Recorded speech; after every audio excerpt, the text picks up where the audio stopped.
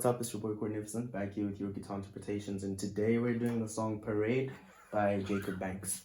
Okay, so we're going to be playing this with our capo on fret number 2, and we're using basic chords. The chords are as follows. We have a C major, and for C I'm plucking strings 5, 4, 3, 2, and then go to A minor, and you, sorry about that, and then you pluck the same strings, and then you come to E minor.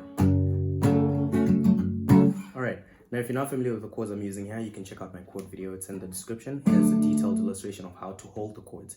Then you come back here and I teach you the rest. Okay, so for my strumming pattern, I'm going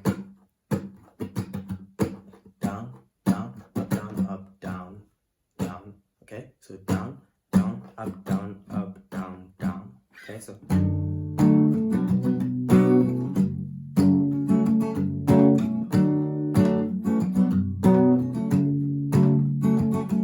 that's C, A minor, and then E minor.